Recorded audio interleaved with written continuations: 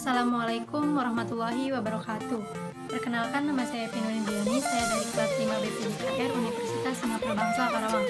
Di sini saya akan membahas tentang manajemen organisasi dan sistem pertandingan olahraga.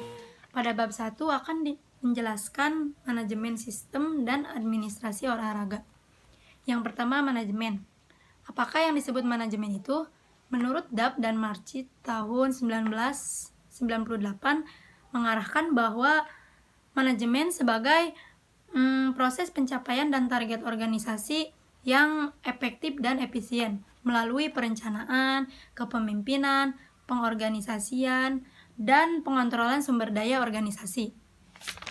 Selanjutnya akan membahas manajer. Apa sih yang disebut manajer itu? Nah, seorang manajer adalah seorang yang aktif secara khusus dan merupakan bagian dari proses manajemen. Secara spesifik, seorang manajer adalah seorang yang melakukan perencanaan, mengambil keputusan, mengorganisasi staf, pemimpin, memotivasi sekaligus mengontrol sumber daya organisasi. Selain seorang manajer bekerja di kalangan artis, manajer juga dapat bekerja di kalangan tim-tim terbesar, yaitu klub, misalkan klub bola Indonesia atau enggak tim basket NBA dan yang lainnya. Selanjutnya, mengapa mengejar karir di manajemen? Nah, seseorang kebanyakan mengejar karir di manajemen itu karena seseorang yang mengatur organisasi biasanya mempunyai pendapatan gaji yang cukup besar.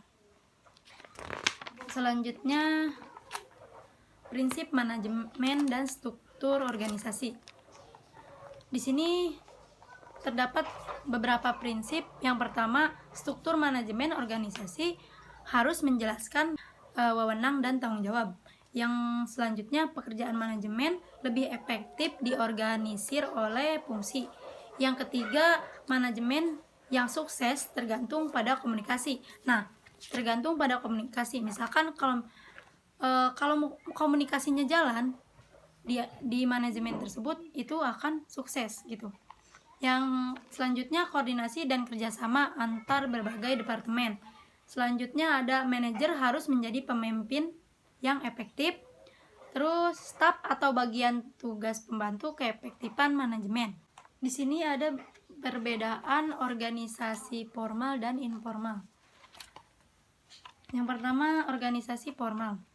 Sebuah organisasi formal didasarkan pada struktur hierarki pekerjaan dengan tugas yang diberikan oleh manajer untuk bawahannya.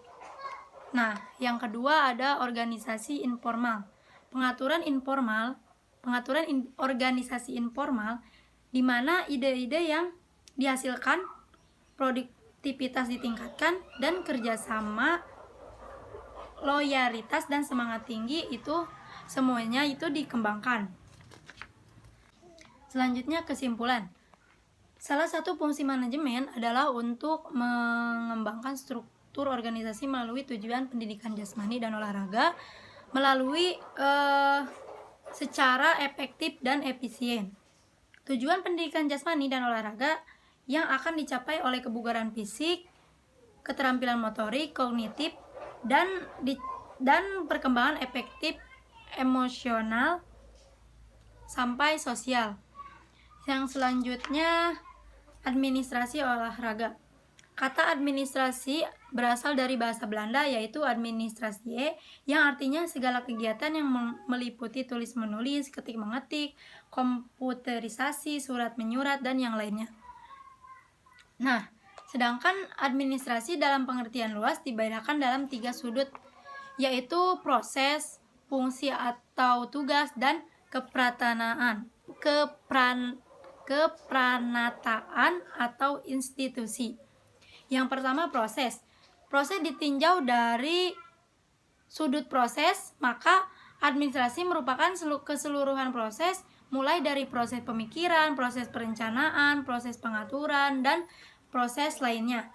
Yang kedua, fungsi dan tugas. Ditinjau dari sudut fungsi atau tugas, administrasi berarti keseluruhan tindakan atau aktivitas yang harus dilakukan oleh seseorang. Yang terakhir ada kepranataan atau institusi. Nah, ditinjau dari kepranataan atau institusi, maka administrasi adalah melihat kegiatan dalam suatu lembaga melakukan aktivitas. Nah, di bawah ini ada pengertian administrasi menurut para ahli. Saya ambil dari Sutarto. Nah, menurut Sutarto, administrasi adalah suatu proses penyelenggaraan dan pengurusan segenap tindakan atau kegiatan dalam setiap usaha kerjasama kelompok manusia untuk mencapai suatu tujuan. Selanjutnya saya ambil dari Robert D. Calkins, pengertian administrasi. Administrasi adalah kombinasi antara pengambilan keputusan dengan pelaksanaan dari keputusan tersebut untuk mencapai tujuan yang telah dilakukan. Nah, dari kesimpulan di atas, dari definisi di atas, dapat disimpulkan bahwa administrasi mengandung unsur-unsur yang pertama adanya orang-orang, adanya pedoman, adanya kegiatan, adanya kerjasama, adanya rasionalitas, dan yang terakhir adanya tujuan yang hendak dicapai.